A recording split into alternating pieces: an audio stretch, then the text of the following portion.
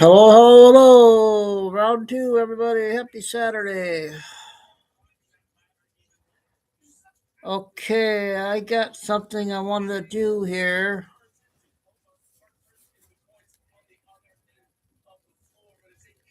Lucy, can you send me your email to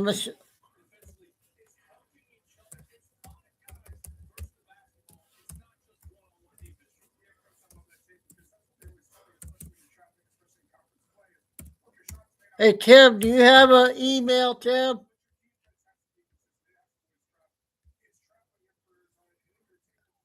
This is my Gmail. I got a surprise for you. I want to give you something.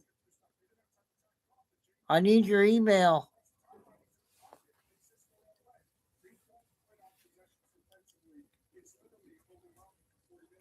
Hey, Ari, satisfaction.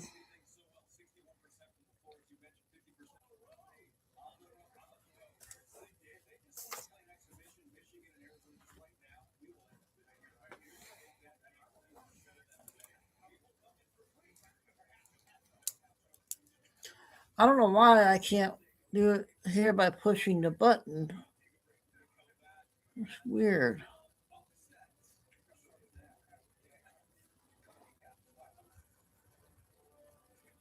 Shoot.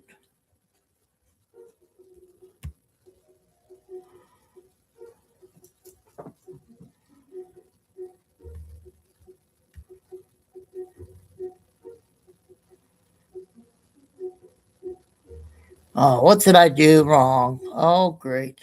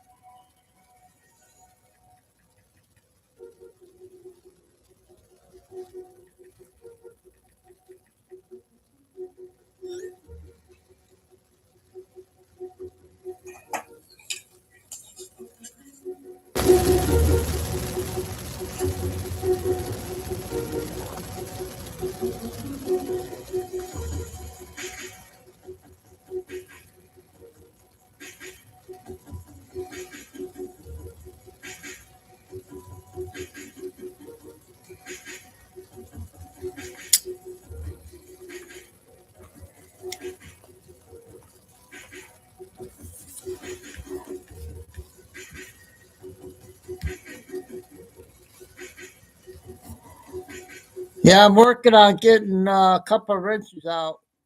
One for Tim and one for Lucy.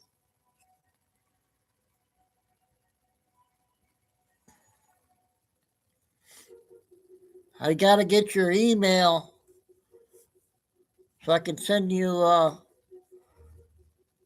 invite.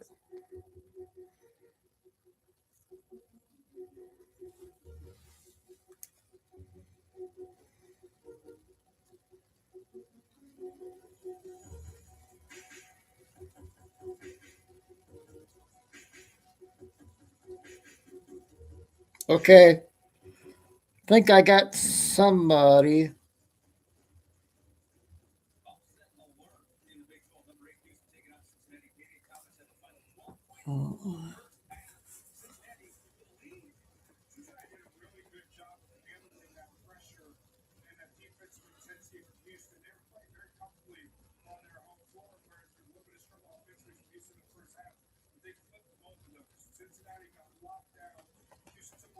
Is that you, Lucy?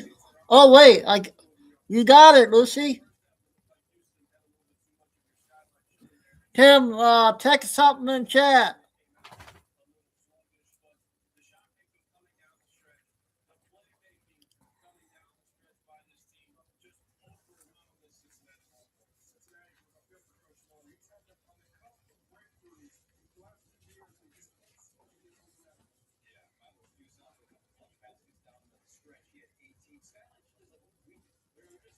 Yep, you're official now.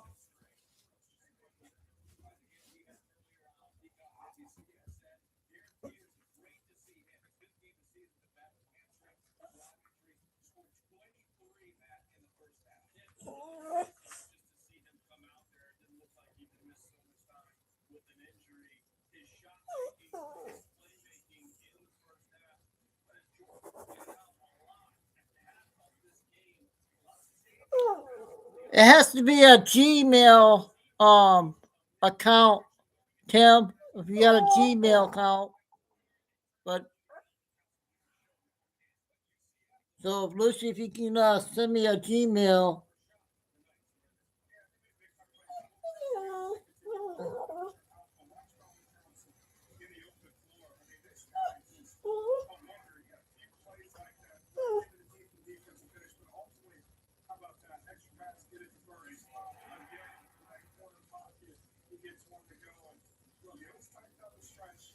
How's it going, or satisfaction?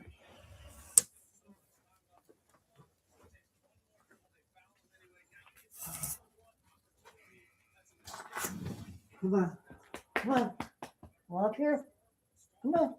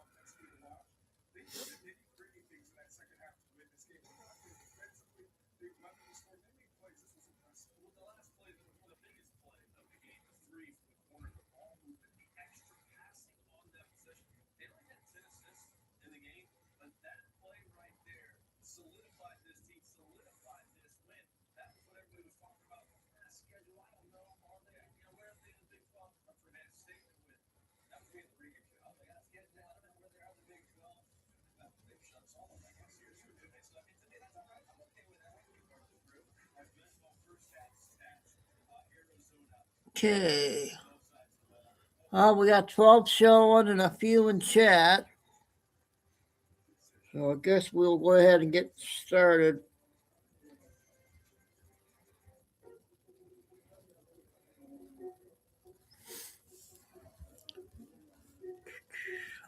Oh, wait a minute.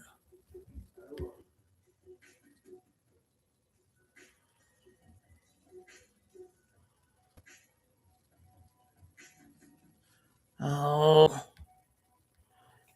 Testing 1, 2, 3. Testing. Can you guys hear me?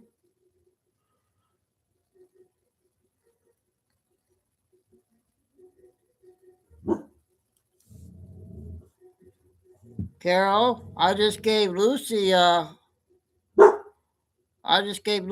wrench. If Tim says something, he might have one too. Okay, thanks. Hey, bye now.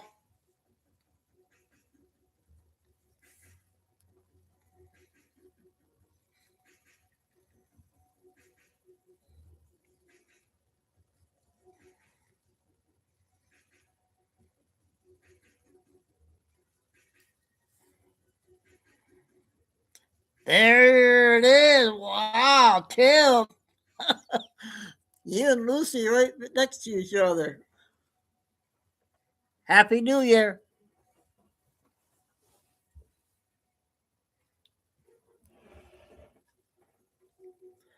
Wait till Ann sees that, Tim and Lucy. Ann's gonna be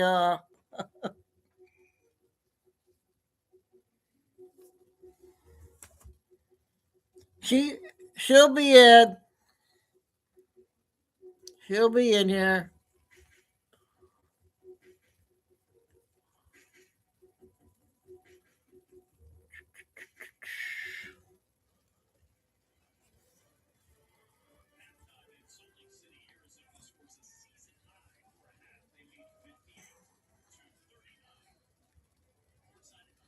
So we are going to get started with a couple funny ones here.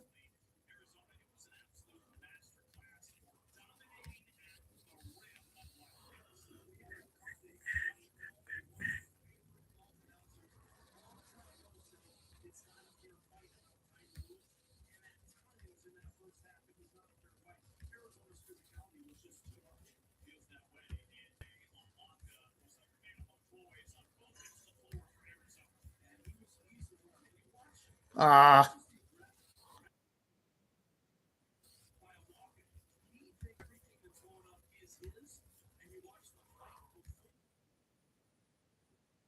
She is, but she'll be coming in. Ready? Ready? Go!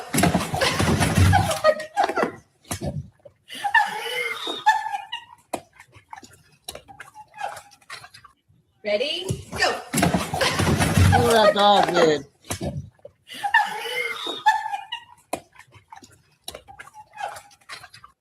Ready? Go!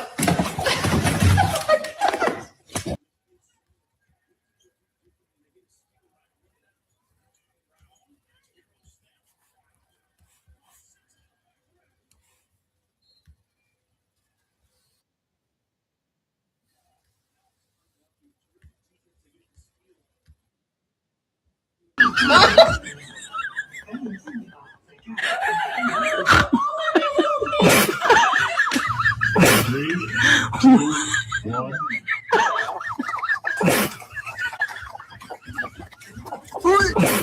one. Hurry.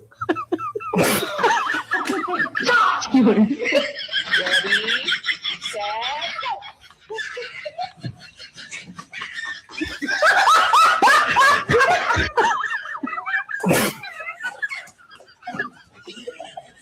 Ready? 1, 2, 3, go!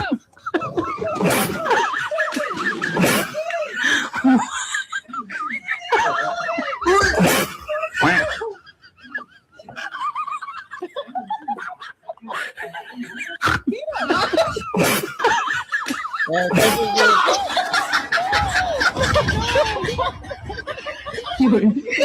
this is it. All right, you two, go ahead. Eat. There's the steak one again.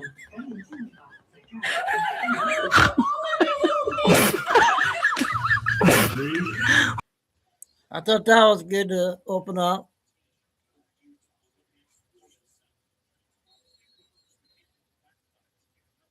Yep, thanks, Milo. Yeah, I guess I'll try to find a few of those before we start shows.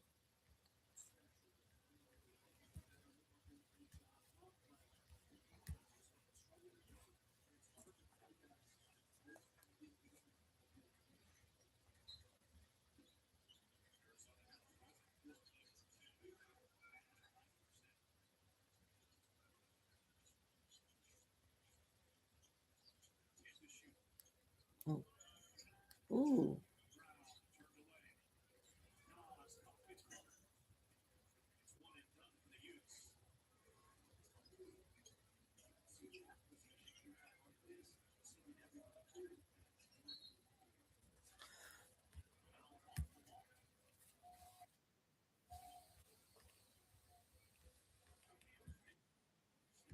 Lady like you've never seen her in the days leading up to President Trump's second inauguration. Now, Fox and Friends has the world exclusive first look Yeah, I hear of what the you say, trailer for Carol. the new movie in theaters January 30th. Here's your first look at Melania, the film. Here we go again.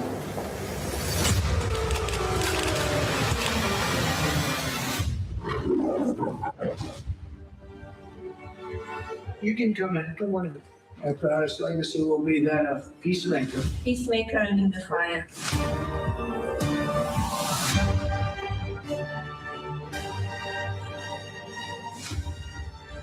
Beautiful.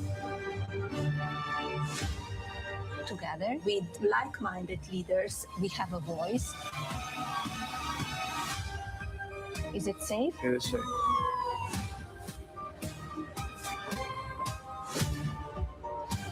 Everyone wants to know. So here it is.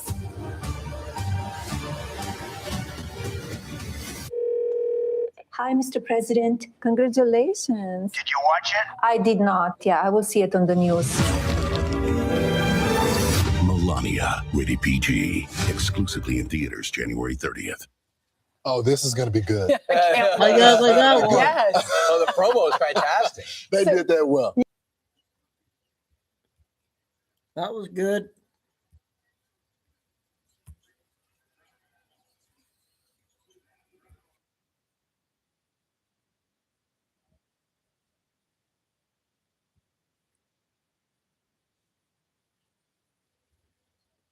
12 minutes. That you would make a statement like this, a vicious statement like this, without talking to a single person about whom you made the Oh, statement. wow. Okay. And I'm going to remind you, Yeah. I think he's back now, isn't he?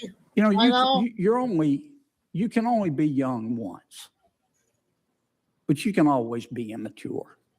Professor Sarin, you're a professor at Yale Law School? I am. Okay. And I see you've been pretty active on Twitter. I'm looking at one of your tweets from a few months Can ago, we play October this one, 30th, you guys? 2023. I'd like to read it to you. The House Republican stance is, I kid you not, support for Israel as long as we make it easier for people to cheat on their taxes. End quote. Did you tweet that? That's correct, yes. Okay. How many Republican congressmen or women did you talk to before you made that statement? I was You don't reacting to remember the this fact one? that, and we've talked about it actually. Yes, so ma'am, far in but this. first, if you could, how many Republican congresswomen or congressmen did you talk to? I didn't talk to them. I actually was just reacting to the legislation that was proposed. You didn't talk to Passed. any of them No, sir. before you said that every single one of them supports Israel only if it is made easier for people to cheat on their taxes? I actually don't think that every single one of them believes But that. that's what I- you But I said. do think that the legislation passed by the House reflects a statement of purpose that in order to support Israel, it's But I'm important looking at to what you said. allow what your taxpayers to students be able saw. to You cheat on their said taxes. that every single House Republican, none of whom you talked to, would only support Israel if it was made This easier one, for repeat, Americans to you cheat guys, on their or not? taxes. Now, you said that, Senator and you didn't talk to any of them. Senator Kennedy, Didn't you? I am struck by, and perhaps this is something on which we agree, that it is incredibly important to support Israel. It is also incredibly important to make sure that Well, taxpayers at the I'm top not, of the we agree on pay their Israel, fair but I share. just can't believe you would say this about members of Congress.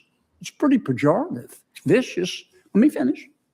Without talking to them. I mean, would it be possible for somebody to support a reduction to the IRS budget because they simply believe the federal government ought to have a balanced budget? Would that be a fair position? That Would that be a principled position? Except that that actually doesn't work with respect to defunding But would it the be a IRS. principled position? It wouldn't be an accurate position because Okay, but you defunding don't the know because you IRS didn't talk to anybody, did you? Well, You just said it. Defunding the IRS, the CBO agrees, everyone who's testifying today agrees that that is going to add to deficits, not reduce. Could it be that a House Republican wanted to reduce the IRS's budget because they think that the IRS is a model of inefficiency and shouldn't be rewarded with more money? Well, Could that have been a possibility, a motivation for the way they Senator voted? Kennedy, I so appreciate that question because the reality Could that have been that the a motivation for the way they voted? and it relates very closely to what Senator Could King that have said, been a motivation for the way they reason voted? that you've seen an inefficient Could that have IRS. been a motivation? If you allow for the way they witness to voted? answer, you might get your answer, Senator It Kennedy. frankly couldn't have been. It because could or couldn't? It could not have been. How do you know you didn't talk to him? Because the reason why Yeah, you've seen You the just made IRS the new one. statement that hasn't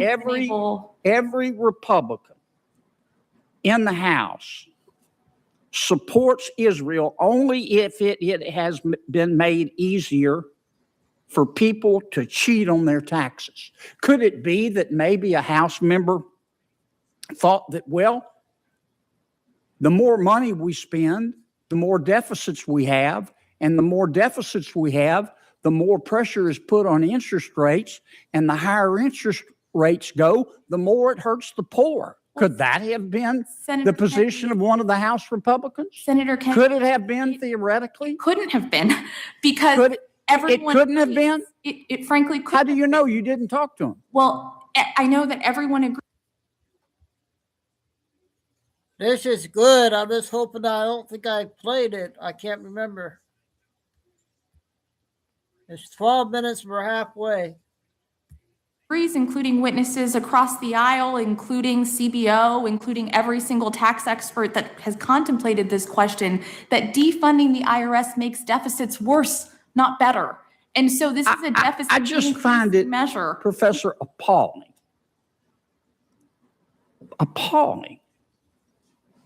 that you would make a statement like this, a vicious statement like this, without talking to a single person about whom you made this statement. And I'm going to remind you, you can only be young once, but you can always be immature. And you ought to think about that. Thank you, Senator. Thank you. Let me just say that I think that the treatment of witnesses is beginning to degrade a bit here.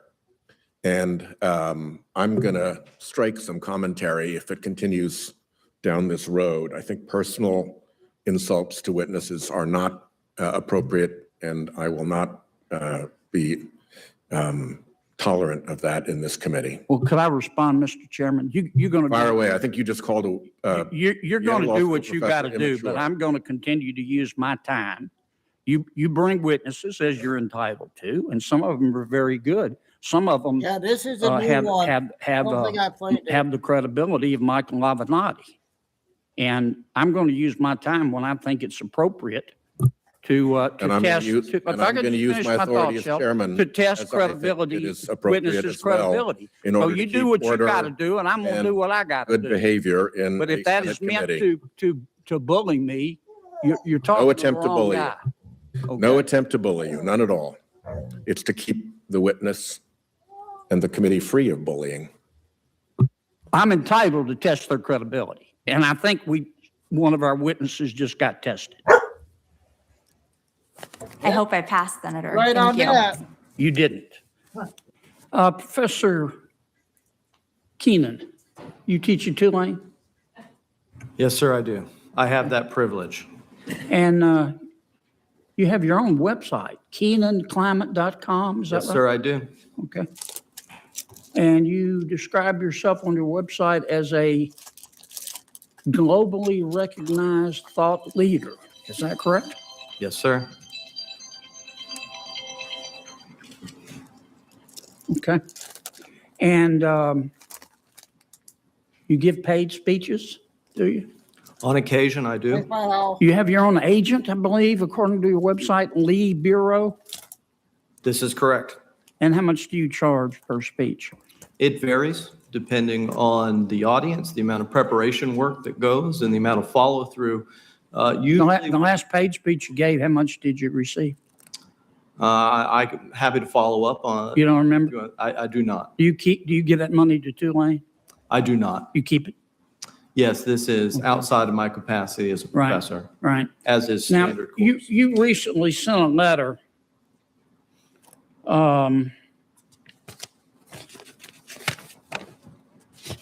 You recently joined a lot of other academics. You signed a letter demanding that elite institutions and universities stop accepting money from fossil fuel companies. Is that correct? This is correct. You consider Tulane an elite university? I would like to think that we have a high standard of excellence in our education and our research. Okay. Well, the Murphy family of Murphy Oil and the Deming family of Murphy Oil have recently given Tulane $25 million. Have you called on Tulane to give that money back?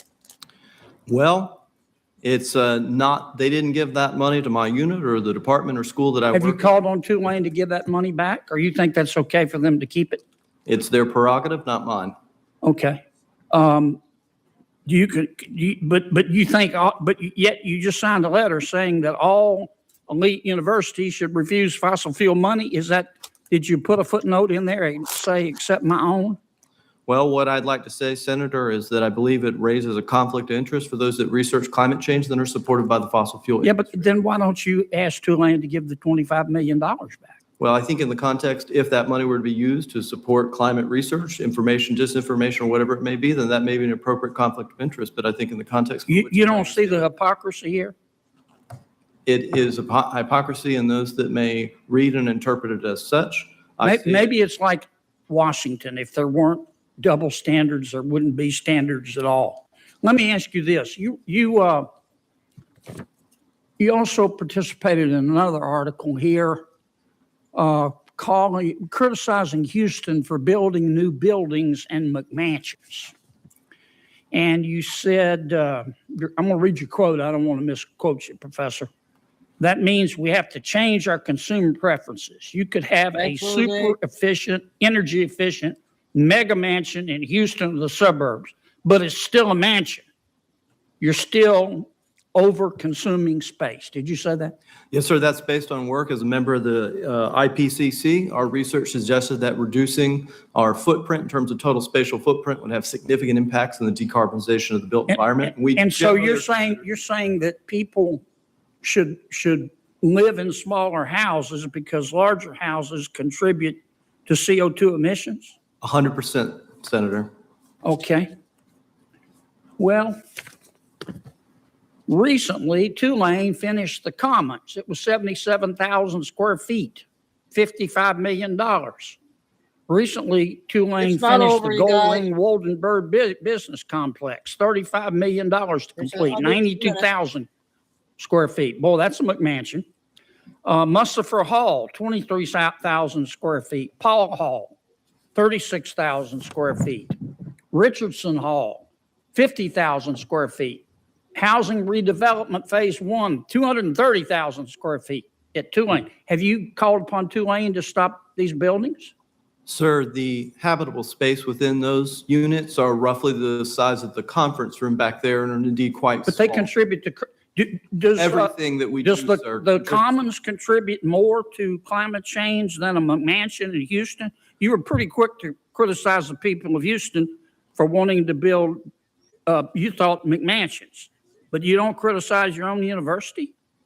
I don't find that to be equivocal comparison between space meant for students who must reside at a university. You don't see the hypocrisy in that? It is your finding and interpretation, sir. But you don't see the irony of the hypocrisy? I'm going to go ahead and say no. Okay. I kind of gathered that would be your answer. Texas is feeling unwelcome. Now Texas. That was a good one. I don't think I played. If I did, oh well. Sorry. There's so many I play, it's hard to keep track of.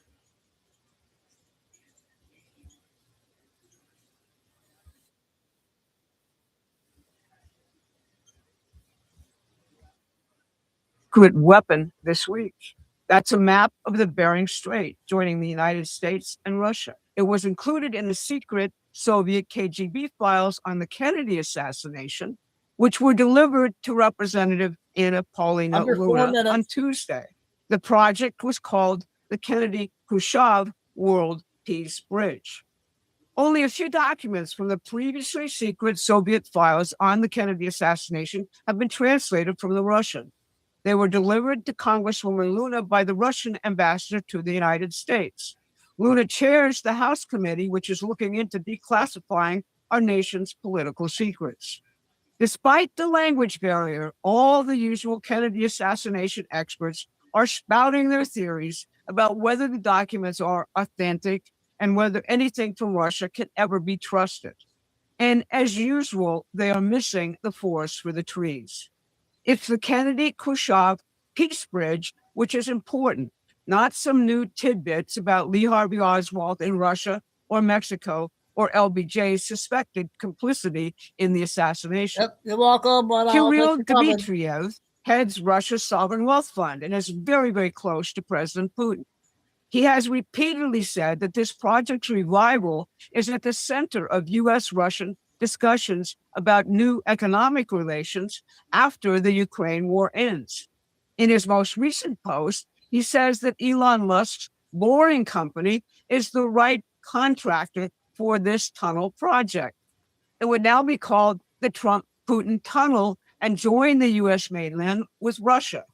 But its ultimate endpoint would be in Africa and the far reaches of Asia based on new rail and city building projects across Russia and into Asia.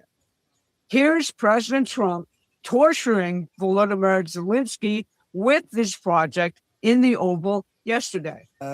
This came up yesterday, a tunnel from Russia to Alaska. That's an interesting. What do you think of that, Mr. President? Do you have any ideas? How do you like that idea?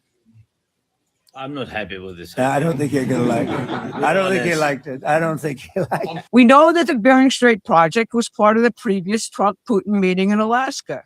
We covered it extensively back then in August.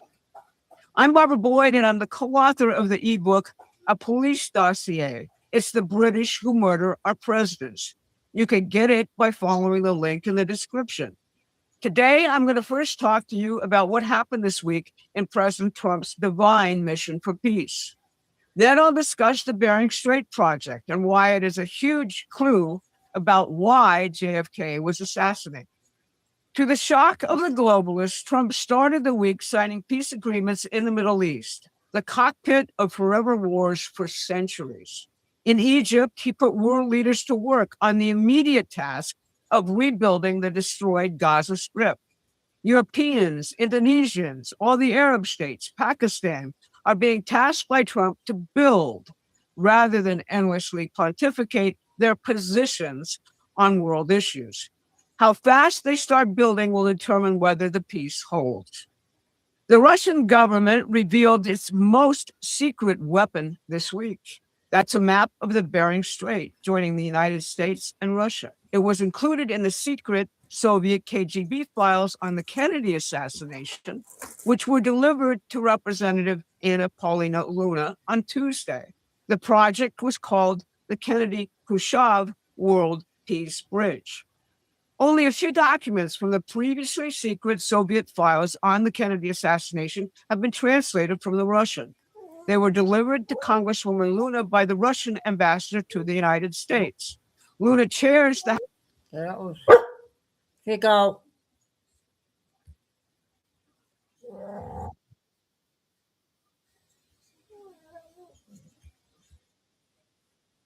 Standing in the well of the Senate right now, announcing to the American people that him, his investigators, and a bunch of other people apparently saw records that were part of the Epstein file from the Treasury Department over a year ago and buried them. Last year, the Biden administration allowed our investigators to look at portions of the file. We did that at the Treasury building. Here is what it says.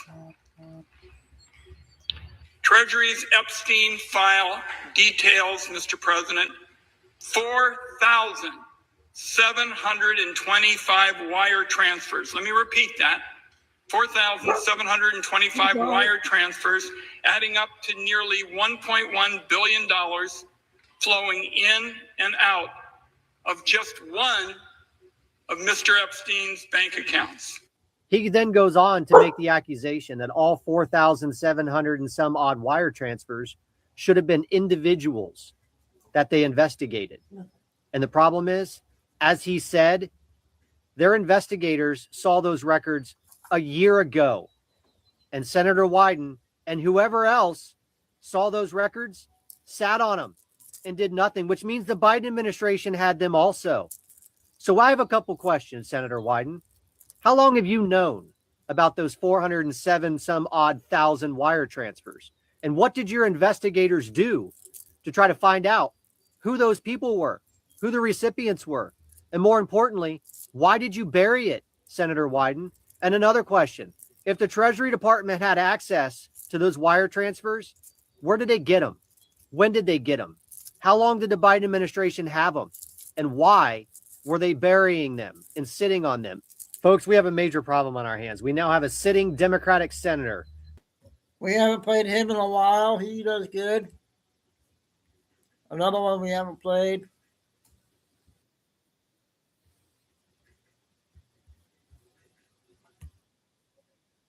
More fraud in the state of California than Minnesota, which is getting all the attention right now. So let's go to California and just look at what's been going on in the past 10 years. These are just the things off the top of my head.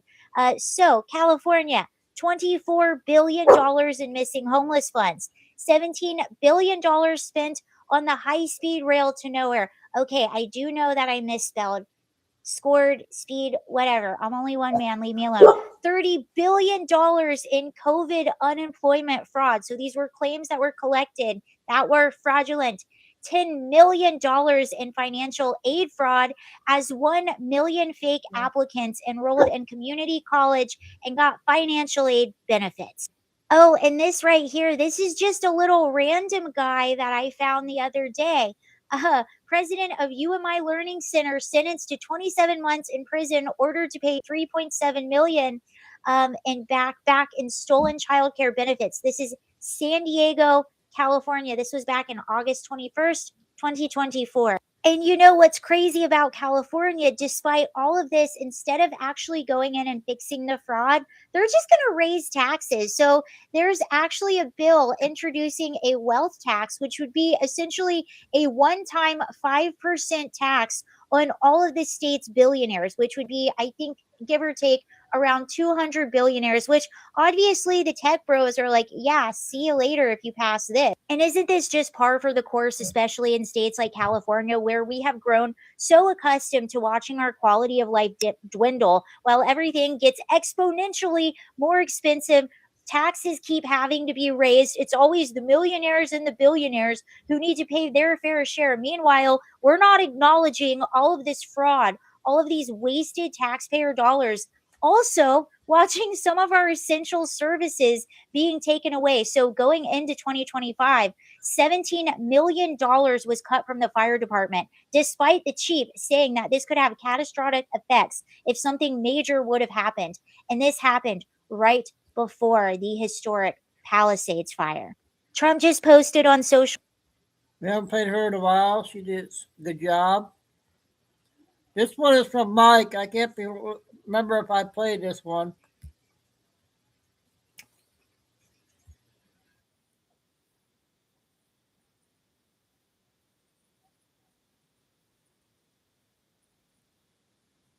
Finish her degree as a On New Year's Eve, President Trump told reporters that his New Year's resolution was peace, world peace. But secret intelligence and their stay-behind agents at RCIA already had plans for a terror spree aimed at preventing that very peace. Play this one, Lucy? Last Monday, just 24 hours after President Trump said an end to the Ukraine war was closer than ever, Ukrainian drones attacked President Putin's personal residence.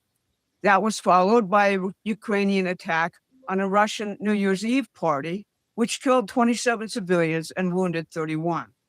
Their plan won't work, however, because President Trump is already moving to put them out of business, with probable indictments and Russiagate scheme in Florida finally coming, probably this month. I'm Barbara Boyd, and I've written about the British effort to destroy both Trump presidencies since 2016. Today, I'm going to first talk about the British intelligence role in the terrorist attacks on President Trump's peace effort with Russia. Then I'm going to show you how the same intelligence nest created Russiagate. Finally, I'm going to talk about what seems to be on the table for criminal indictments in Florida as soon as this month, targeting this same subversive spy nest. But before we get going, please like and share this video. It increases our reach on YouTube.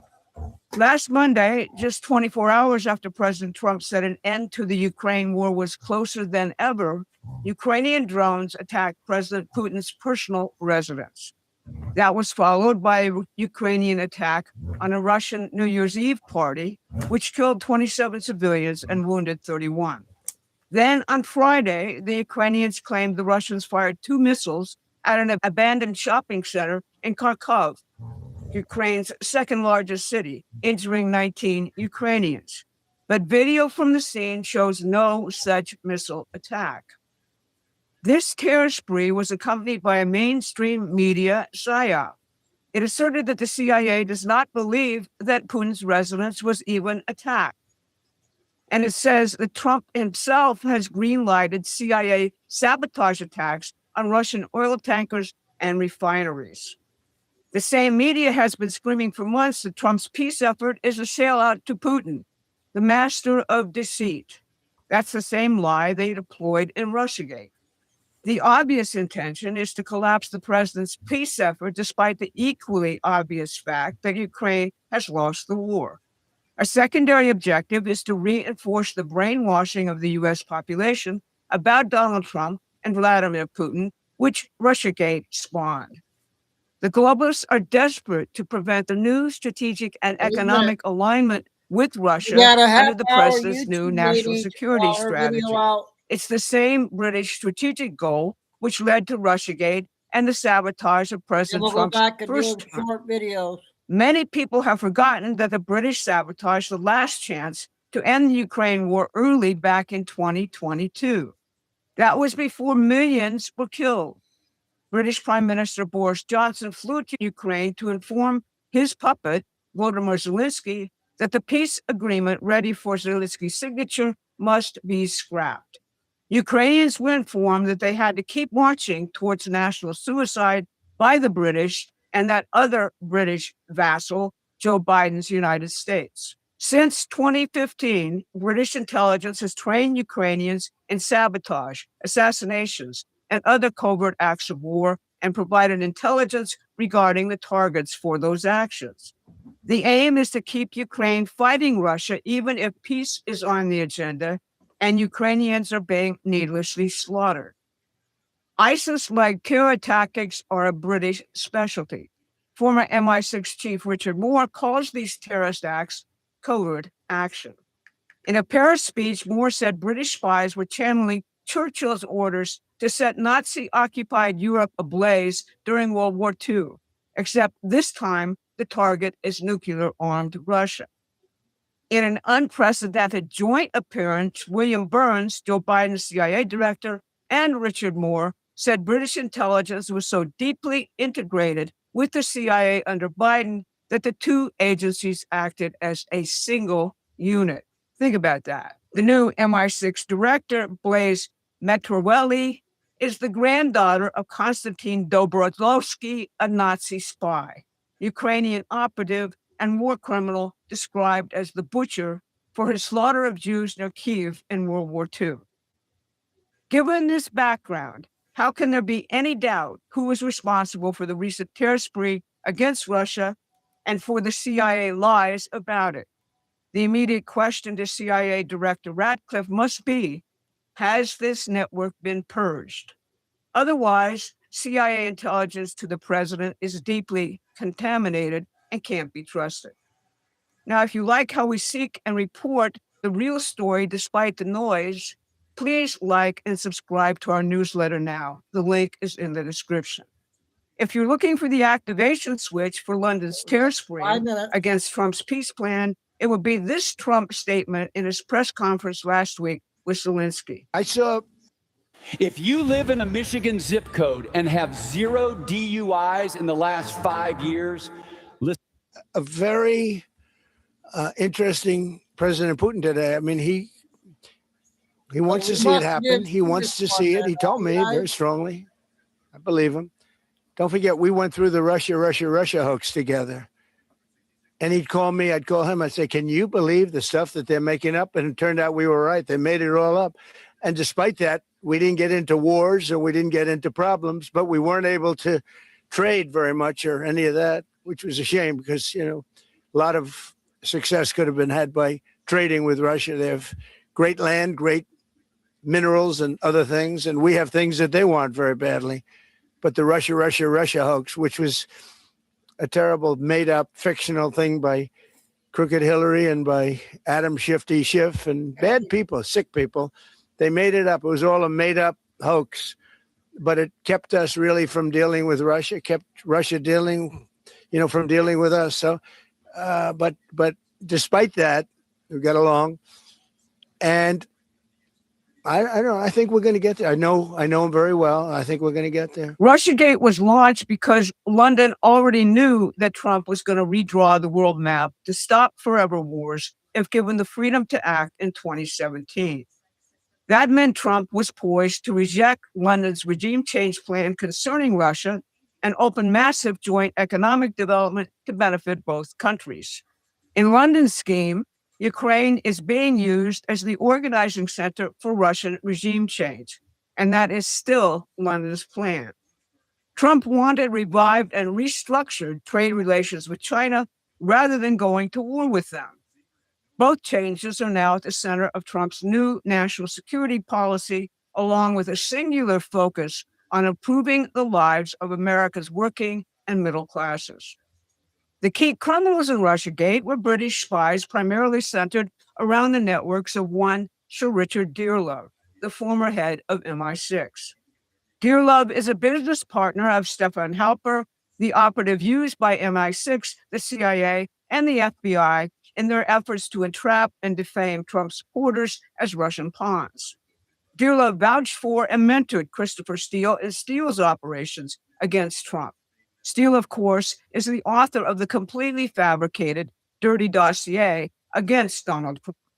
Here's Sir Richard just last week chatting away with former FBI Director Andy McCabe on Dearlove's podcast, of all things, called One Decision. Andrew McCabe, former Deputy Director of the FBI and Acting Director for a period. Well, welcome to the One Decision podcast. And I thought that today what we could do is try to examine the matrix of threats that are problematic globally, but particularly in our countries, and maybe look at a bit from a European perspective and from a United States perspective. That podcast features Dearlove and former CIA Chief Leon Panetta discussing with former Obama and British spies and defense chief how the world should work. It's largely anti-Trump. It's very much like the Spy Nest, the Committee to Investigate Russia, in which former U.S. spies joined Hollywood to attack both Russia and Trump in 2017. But the cavalry is at hand, and the Russiagate grand jury is finally here, and it's in Florida. John Brennan's lawyers wrote a freaked-out letter last week to the chief judge of the Southern District of Florida. It claims that Trump's DOJ is deliberately seeking to indict Brennan in Fort Pierce, where Judge Eileen Cannon sits, and to try Brennan with Judge Cannon on the bench. Cannon, of course, is the judge who tossed Jack Smith's phony classified documents criminal case against President Trump.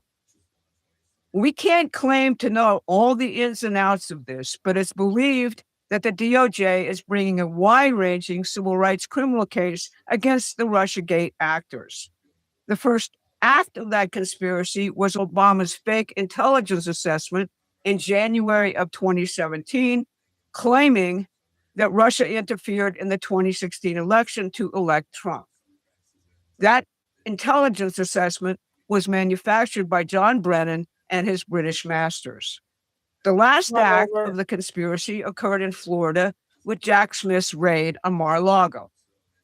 Not incidentally, Alan Kohler, the assistant director for counterintelligence and the FBI man in charge of the Mar-a-Lago raid, was previously head of the FBI's London desk, working together with Gina Haspel, then the CIA's head of London station. Kohler ran both Stefan Halper and Christopher Steele's London ops against Trump for the FBI. So you see, President Trump is really reshaping the world, and the nation's enemies are about to be exposed to the brightest sunlight. And they are panicked, desperate, and therefore dangerous. Again, if you like what we're doing, please help us grow. The midterms loom. We have a massive educational job to do with it. Hey, that was Mike. I can't remember if I played that again, but that's another important video. I'm going to do some short clips before we go to the 120-minute one.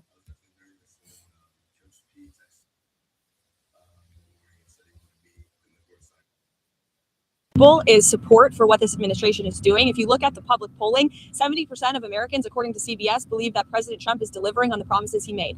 And there should be no secret about the fact that this administration is committed to cutting waste, fraud, and abuse. The president campaigned on that promise. Americans elected him on that promise, and he's actually delivering on it. And this is something that Democrats promised they would do for decades. President Trump is just the first president to get it done. Let me ask you about the fraud, if I can. We can all have our own opinion about what is wasteful spending. I don't know. I got wasteful spending. But fraud, of course, is a crime. So have you turned over evidence of fraud to the Justice Department, and when should we expect to see those indictments? It's a clever question. First of all, I think all Americans would agree that funding mastectomies in Mozambique is not something that the American people should be funding, or DEI programs. I think it's fraudulent that the American government has been ripping off taxpayers in this way. And we also do know there has been extensive fraud, particularly if you look at Social Security. In fact, according to an IG report from the Social Security Administration, there was $71 billion worth of fraud in one single fiscal year that we know about. And so that is a lot of fraud, Peter, that the government has admitted to. So this administration is committed to finding even more of that fraud, waste, and abuse. To be clear, that $71 billion was from 2015 to 2022, so it wasn't in just 1 year. And it was $71 billion. But it wasn't in 1 year, just to be clear. In one report. And it was in one report over multiple years, from 2015 to 2022. So are you defending $71 billion in fraud, Peter? That's a lot of money, far too much. And that's why this administration, why is the media so against cutting waste, fraud, and abuse from the government? I don't get it. We won't be deterred. We will not be deterred from people like you and the press who are clearly adamantly opposed to cutting waste, fraud, and abuse. But we know that American taxpayers at home who have been struggling with an inflationary crisis don't want their tax dollars going towards crazy DEI programs in countries overseas. They also don't like the fact that there has been $71 billion worth of fraud in Social Security and improper payments going out the door. That's a problem that needs to be fixed, and President Trump is going to fix it. That's your fifth question. Elena, do you have anything to ask? You said something it's not over. Which is, you said that they have found before that they believe there have been tens of millions of people who are receiving money who are dead on the Social Security list. The same report that you referred to said that almost none of those individuals are. Peter, did you watch the full clip of the interview that I did when I said that? And I said there are a lot of unanswered questions, and we suspect there could be tens of millions of people. I'm saying the IG report so you just said what I said is not true. In fact, it was true. That's a suspicion that this administration has, and we're committed to finding out the truth. Thank you, everybody. Happy Friday. I'm speaking for myself here, but there's nothing more than a conservative woman taking control. And this is what she does here. Just happened the other day. I'm throwing this in. Why not? She did. Yeah, that was part 3.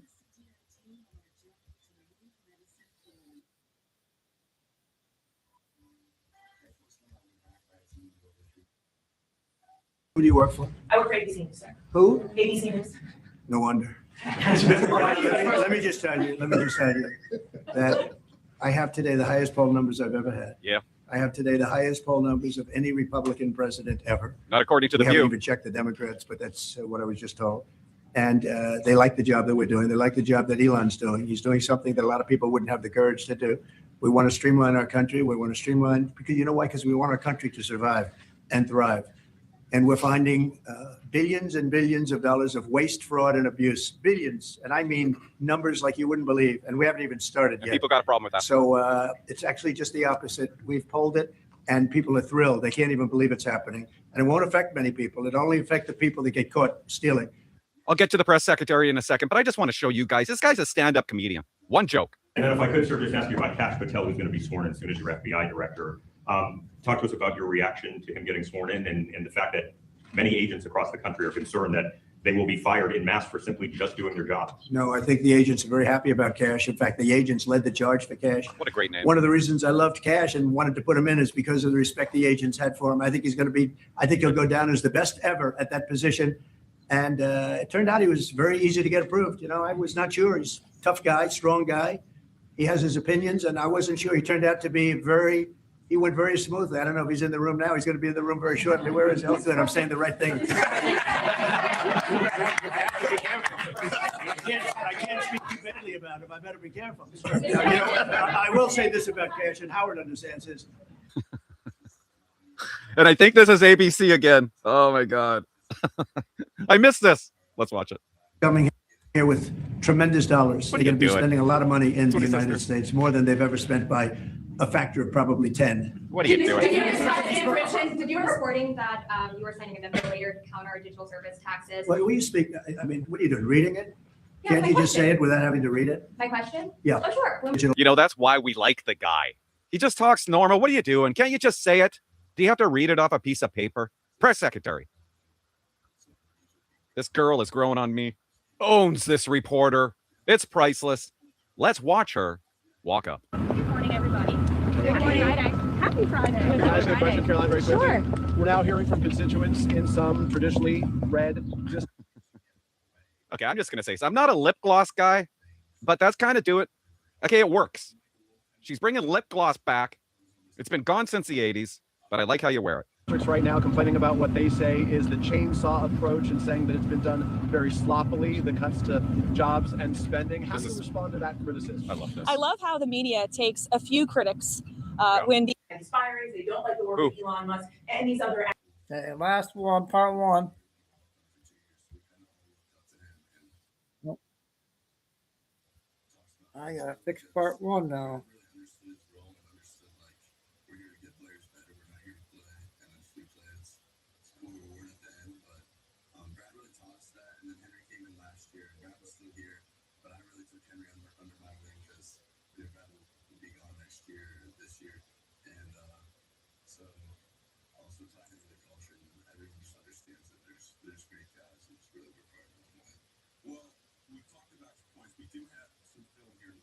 Okay, I believe this is part one.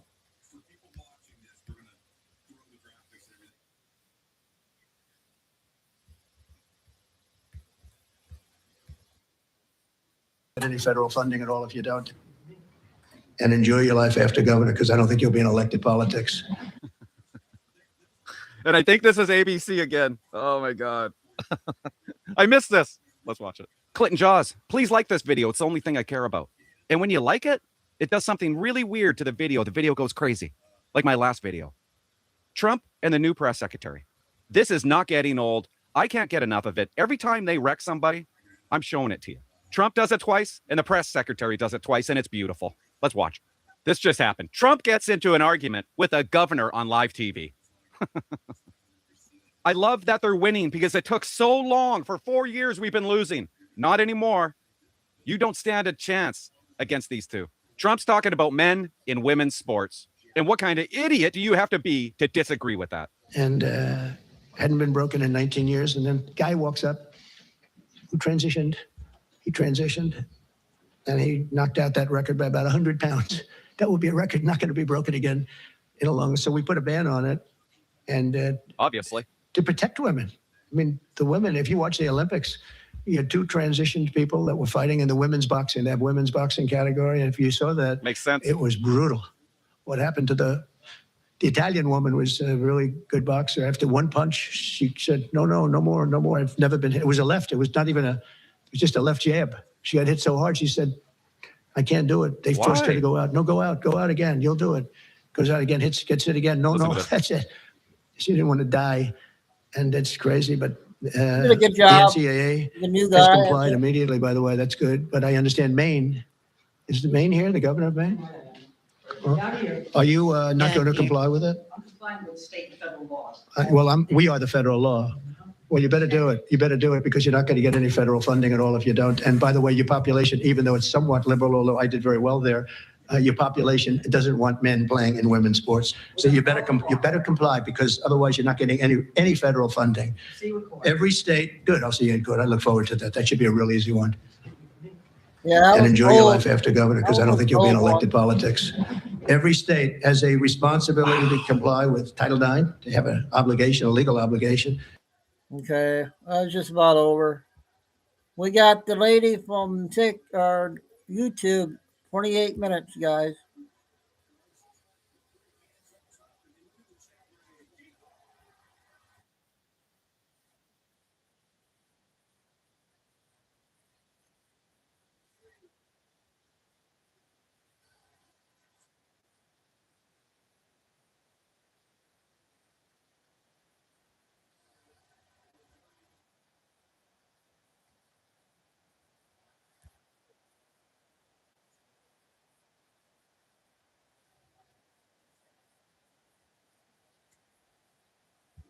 walking into absolute war zones. And lots of this eviction chaos is caught on camera. Some of these people were already on thin ice. Others had every warning in the world, but the reactions are simply unbelievable. Today, we're diving into some of the wildest eviction clips that exist online today, from Section 8 meltdowns to full-blown destruction. It's going to make you question who the real victims really are. Don't touch him. Don't touch him, but he's allowed to come in this unit, this strange man that I don't know. Look at his hand, my belongings, my stuff. It's going outside. I don't know what's going on. That goes to my thing. He's not allowed to break my stuff, but obviously they don't care about my stuff. That he was doing his property with Willie. Get this out. Get this out. Who talks to them much of you? Chief Thomas. Stay right over. So clearly all her stuff is being put out right now. She has been told to leave and she won't. What I don't understand, and we're going to see quite a few clips that are this kind of situation. If you're told to leave, why not just leave willingly? Why would you get yourself put out? Why not just say, okay, I have to find another place to live. The situation is not turning out how I want to. And go get a freaking U-Haul and put all of your stuff in a U-Haul. Why are you going to let these people put you out and literally put all of your stuff on the curb? They're just going to dump it all in the front yard and you're going to have to either ditch it or do something with it. But no, she's just going to stand there and record, probably because she thinks she's in the right. And I have a very strong suspicion that she's not. Move on. Just put it right here from there. Right here. Put it on top of it. Just a bed. That's a TV, eh? Holding the TV, that's all.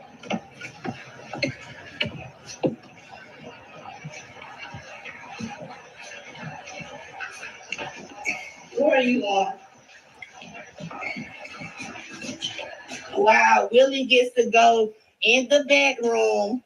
In the bedroom where I have my undergarments out, my personal supplies out.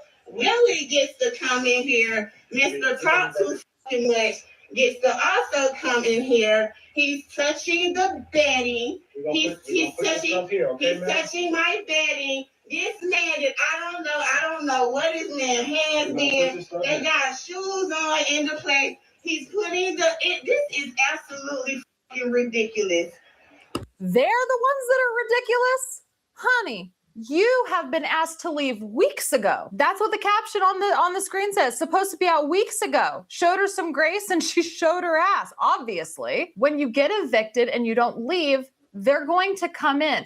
If there has been a proper eviction, if there's been a proper eviction with the proper paperwork and they have taken the proper steps, you are in their house now, honey. That is no longer your place of residence. That is their house now. And they're going to take all of your belongings and they're going to move them out. I don't know what she thinks she's accomplishing by doing commentary and narrating everything that they're doing like they're in the wrong. They are not in the wrong. It doesn't matter if they're touching your stuff. Your stuff is in their house now. Okay. We're going to make sure this house is still empty and safe. The owner can do a watch through later.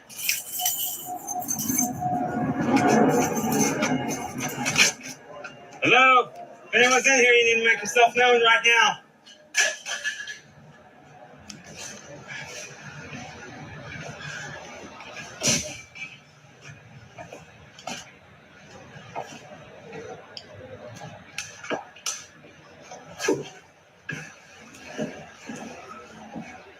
Whew. All right. Well, the neighbors called us and told us that they broke in, but I don't see a sign of a break-in. No.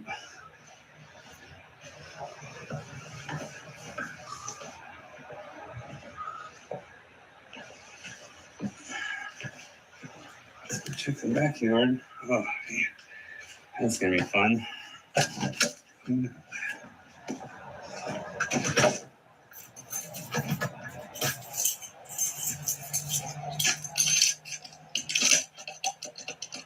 And this has been hashtagged with Section 8. So it looks like, according to the poster of this video, this was a Section 8 tenant that left their property like this after they were evicted. Those are screwed shut. Yeah, that could be it. Good. Oh, that's locked. Okay. Well, I don't think they're breaking in. What do you guys think? Yeah, and that's another thing too. A lot of these landlords, from what I've been seeing, a lot of these landlords have to also deal with people breaking back into the properties after they've been evicted. So they've been evicted and they've been kicked out and everything is supposed to be like done, move forward with like the cleaning process, finding new tenants, yada, yada, yada. But then these entitled people break back into the properties to not only continue to live there or, you know, do more destruction to the property. This is the city I live in. This is disgusting. Anyone who thinks this is permissible should not be in anybody's leadership. This is a baby's picture. Here's the thing. They checked my eligibility, handled all the paperwork, and guided me through every step. This It started one okay with one so quick far? 5-minute call, and now I'm finally. This is clearly somebody who was evicted that refused to leave. So all of their stuff got put out on the 23 front minutes. yard, like on the curb. This did not happen overnight. This did not happen overnight. It's not like the landlord just came in and was like, you know what? I'm going to put all of your shit on the curb and you got to go. The landlord didn't do that. This kind of process takes months. Most landlords, there are some that would probably do this without taking the proper steps, but most landlords take the proper steps because they don't want to be taken to court by the tenant and have to end up paying the tenant in a situation like this. Realistically, if a tenant refuses to comply, the landlord has no choice but to do something like this. And yes, while it's sad, it was probably legal for them to do. And if it ever became illegal for tenants to do this in the eviction process, I don't know what would happen. People would probably just be squatting in properties until the end of time. Hey, so we just came into our house. It was rented by a Section 8 person. They lost their voucher and they lost their housing. Look at those yellow blinds. We gave this to them like brand new carpet, brand new everything. Look how it looks. Holy smokes. Holy smokes. Holy smokes.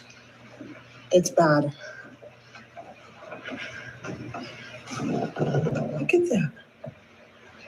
What the fuck? So someone posted a comment on this TikTok video, and I have a feeling that I'm going to have similar questions in the comment section of my video.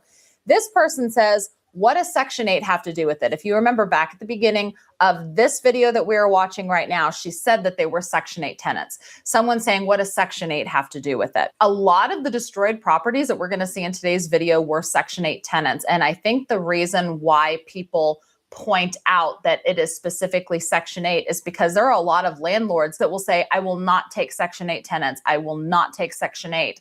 And they get raked over the coals because, well, why not? What's wrong with Section 8? This kind of thing is what's wrong with Section 8.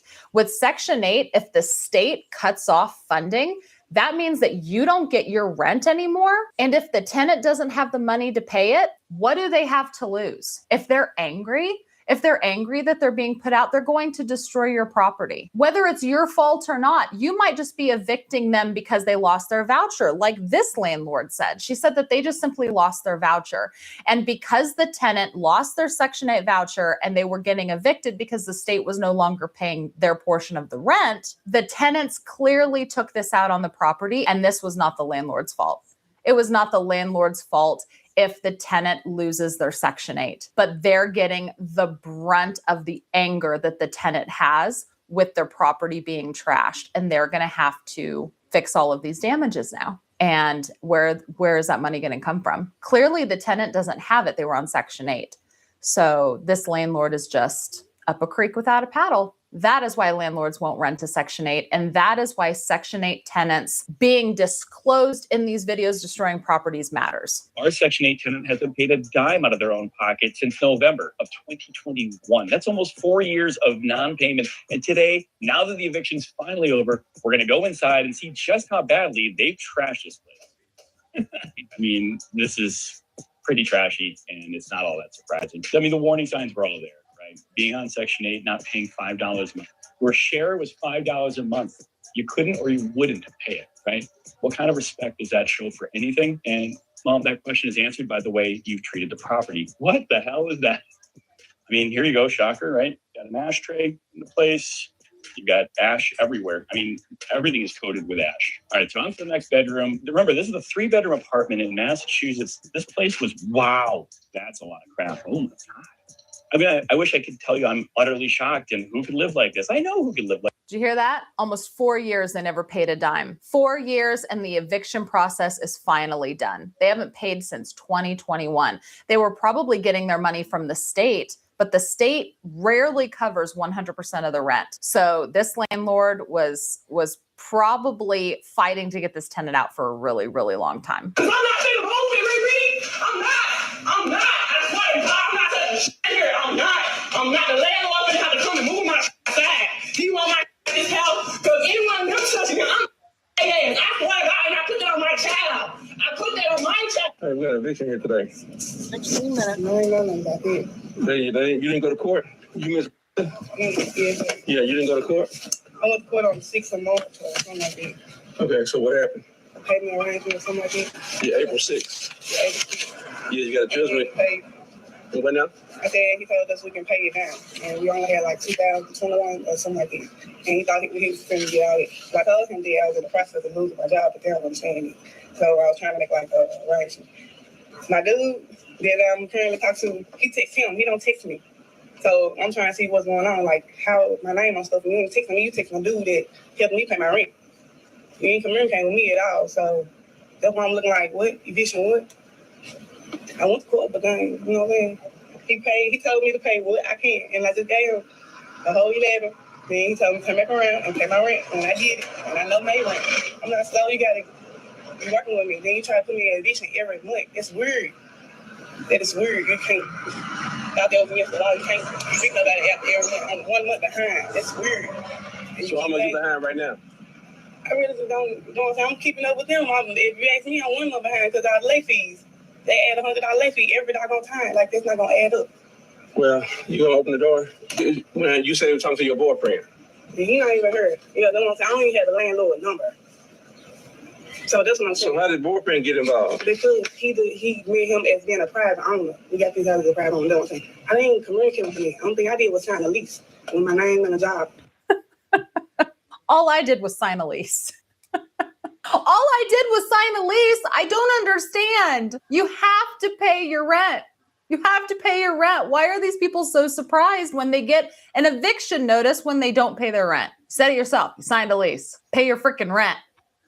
Taxes was feeling unwelcome. Now taxes? They were halfway. Leave with housing authority. I'll go a little after Hey, how you doing, sir? It's Johnson Authority, man? Yeah.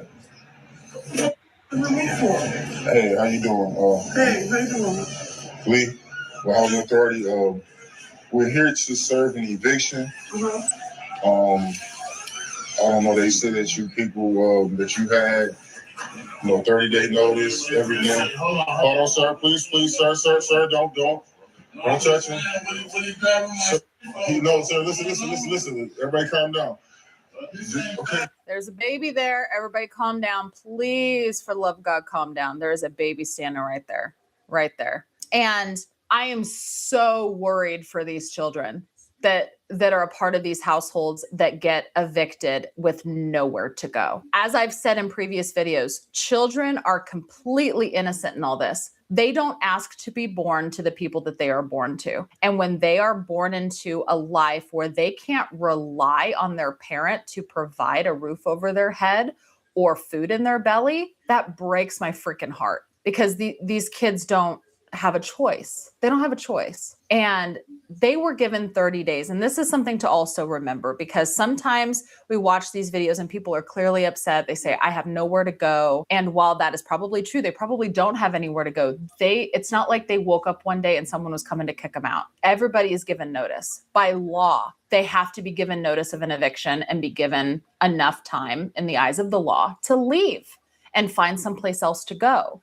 And if they choose to squander that time frame, then that's on them. That's on them. And yes, I know it's terrifying, especially if you have nowhere to go, but the law is the law. And if you don't pay your rent, you have to go. Who is the, who's this now? That's my boyfriend. Oh, okay. How you doing? I'm Legal Housing Authority. She is currently late on her rent, 3 months behind. Late on my rent? Yeah. 3 months behind. Yeah. And they always act so surprised, don't they? Late on my rent? Me? I'm late on my rent? You know you're late on your rent. Come on. Come on. Telling the housing authority guy that you're surprised that you're late on your rent does not instantly make you not 3 months late. Let's just be real. This is my mover. He's moving things. He's the the one that's part of my team. Listen, bro. Listen.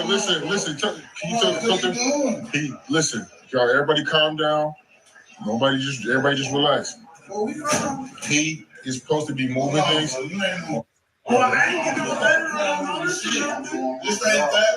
Listen, bro. I need everybody to come. Listen, bro. Calm, you need to relax, bro. Listen, you need to calm down. Listen, bro. He is doing his job. He is doing his job. He is doing his job. Listen. I got the letter right here. Listen, here's the letter. Here you go. I ain't never get none of this.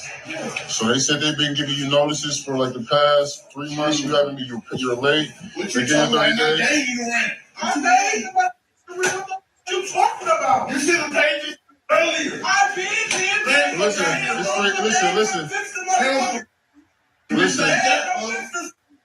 What's up? Listen, but hey, sir, we got. Hold on.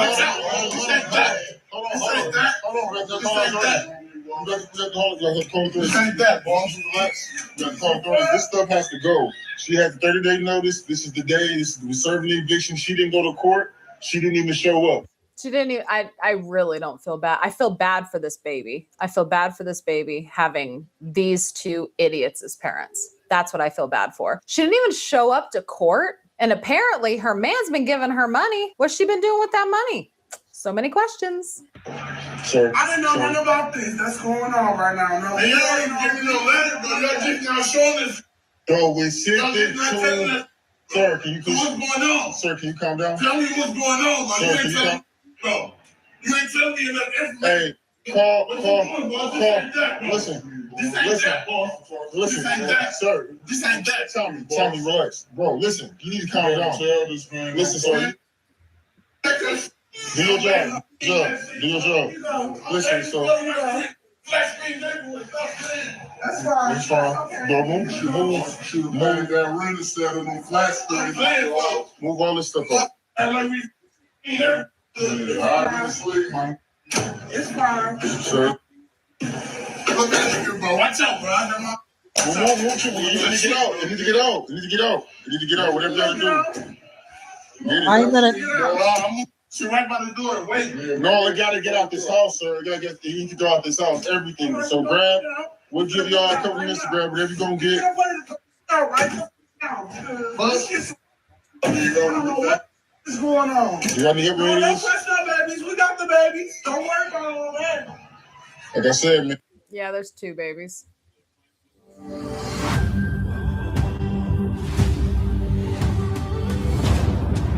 That's heartbreaking, man. If Section 8 tenants are so poor that they can't afford basic necessities like their own rent, why did these heathens leave a tsunami of crap in my house every time they move out? I mean, that's a very valid question. If Section 8 tenants are Section 8 because they don't have a lot of money, where does all of the stuff come from? It's a very valid question.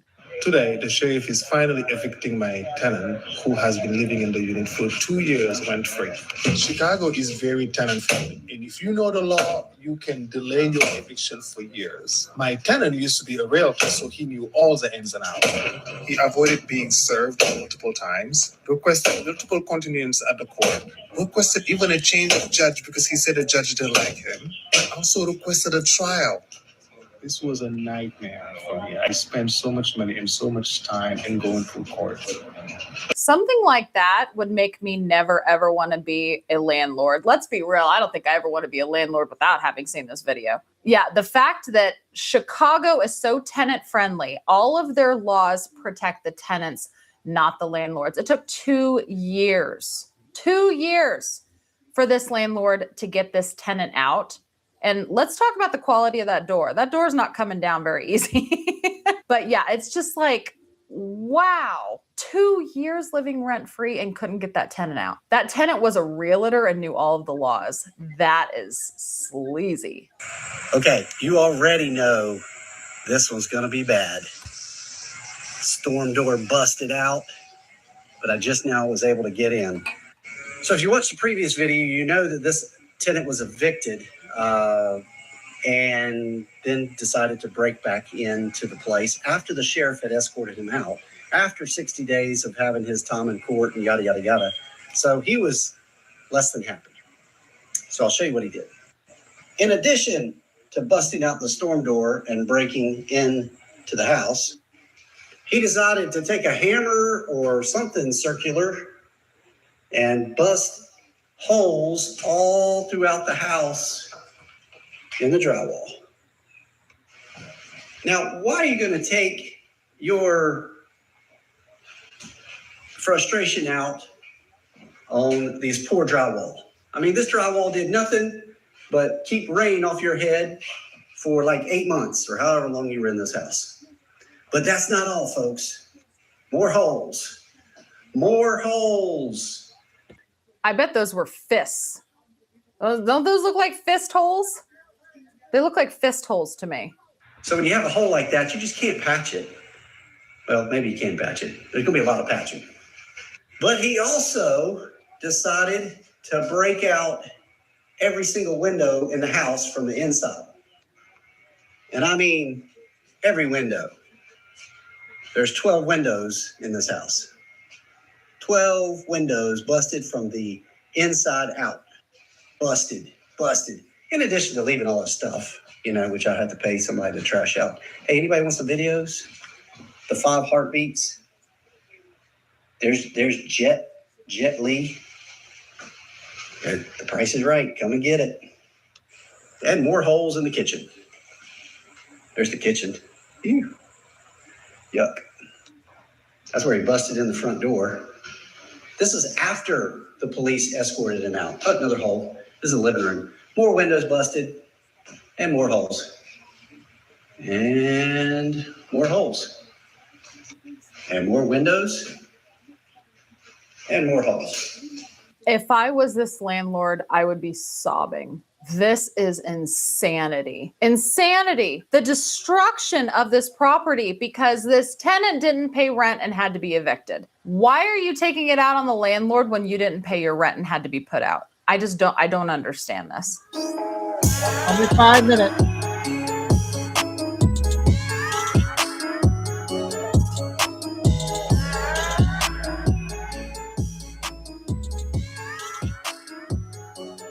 So apparently this tenant only had to pay $50 a month and Section 8 covered the rest.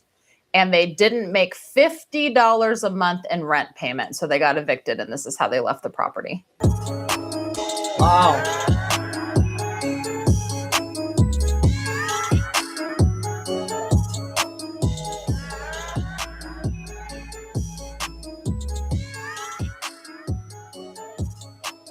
Yeah, so it said basically they could have stayed in that house forever. All they had to do was pay $50 a month and they didn't do that. And apparently when they went to court, the judge even granted them extra time to catch up on payments and they still didn't do that. Who can't come up with $600 a year for rent? Seriously, $50.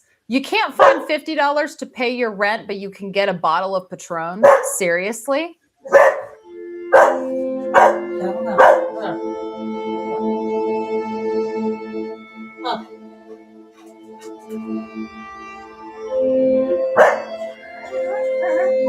heard somebody in the hallway.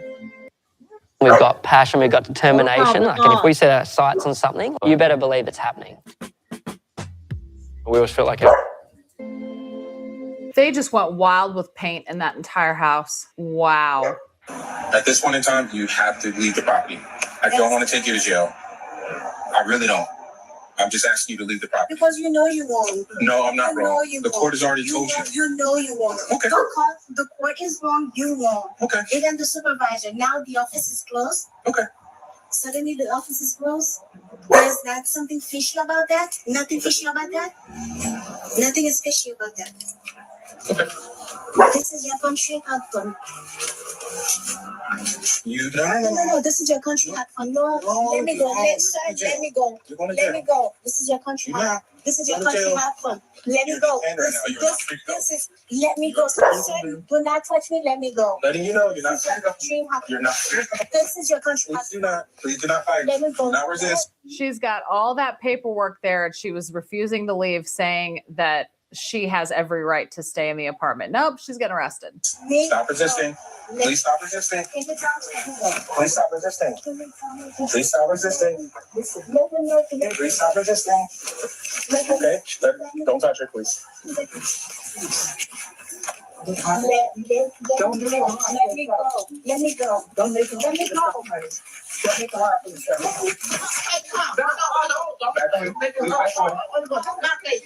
Yeah, and if you don't leave, not only will all of your stuff get put out on the curb, but you could be arrested too if the sheriff has to remove you. Yeah, that's the thing. I'm about to show you guys a very disturbing video, man. And y'all wondering why they charging y'all 6 months deposit just before they let your raggedy ass move into a property. It's fucked up when good people try their best to help you out. And this is what happens to the good people. Check this video out, man. This shit hurt my heart.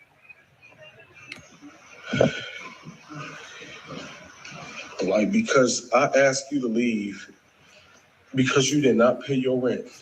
I asked you to leave my house. I wasn't evicting you. I didn't want to even put an eviction on your record. I just asked you to leave my house and you do this shit?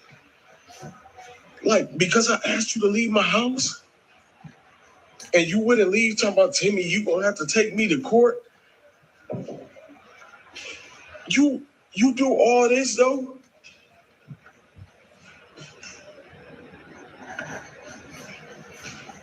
Like, I ain't never did shit to you. You can really, really hear the pain in that landlord's voice. You can tell that he gave these tenants a chance. I don't understand why people $50 a month. $50. Oh my God. I'm going to do a couple short clips, and then the last one's going to be the X2 report. It'll be 24 minutes. So we got two short ones, or maybe one.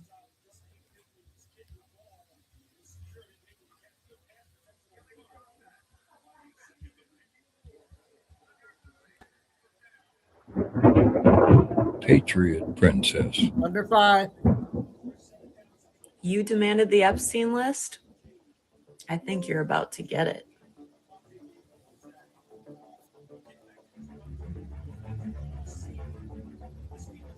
Take a look at the Rose Bowl parade yesterday. Mickey Mouse was featured in the parade.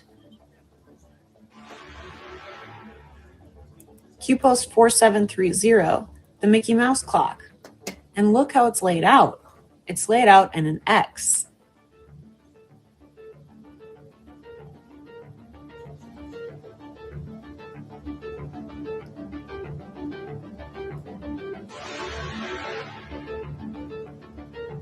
Look at Epstein Island, Little St. James. It's laid out in an X. And look where it's located on the map. It's close to Venezuela.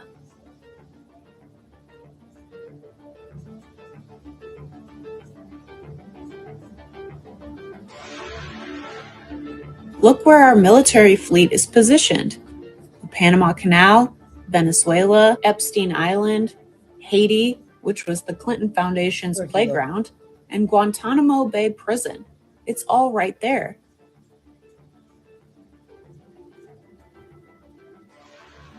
What if we're about to get the real Epstein files, but in a different way? Look what Elon said. He said, X is the media now because you are the media now. Because, like QPost34 says, mainstream media must be bypassed.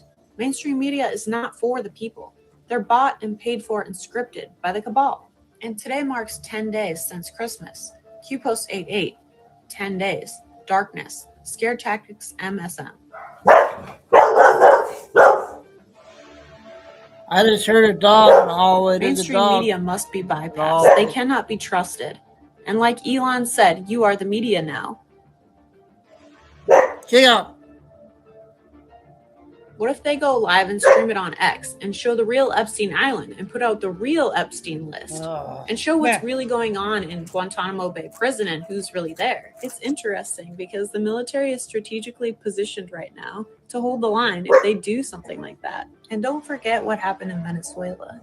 Venezuela is the headquarters for Smartmatics, which was the fraudulent software used to hack into elections and rig them. And remember, Obama was involved with that, and he was seen there. And look closely at QPost4730, the Mickey clock. Mickey's ear is on the 11, and if you follow it down like an X pattern, his foot is on the 5. That's 11-5. That's election day.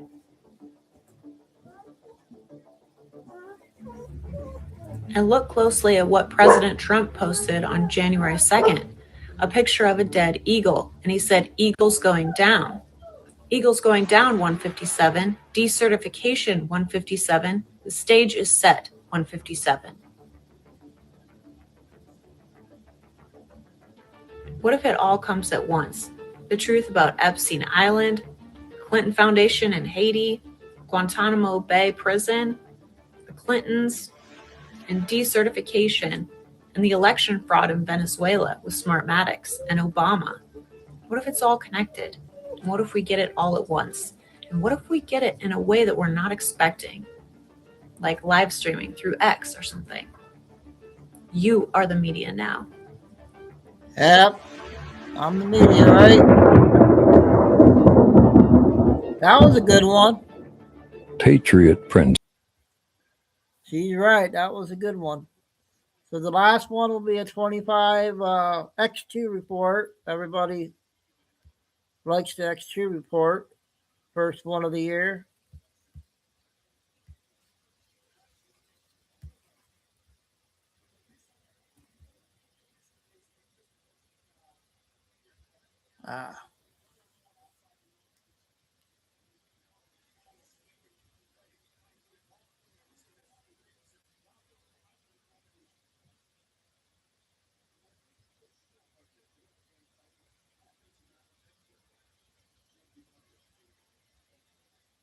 I gotta find it. Hang on a second.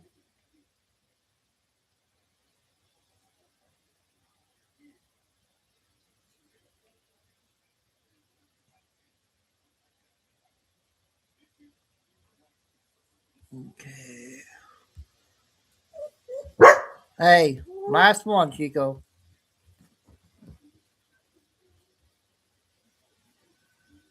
Okay, last one.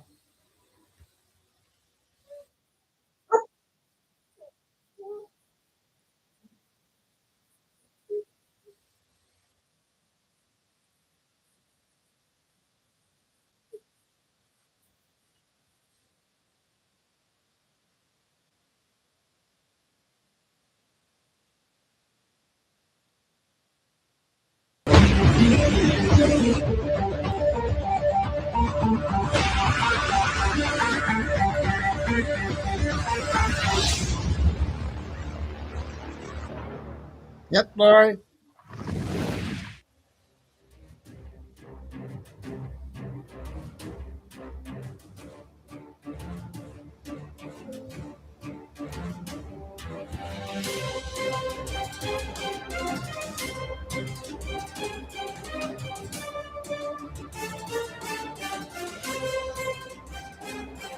Hi. Hi, and welcome. You're listening to the X22 Report. My name is Dave, and this is episode 3809 AM. Today's date is January 2nd, 2025, and the title of the episode is, It Has Begun.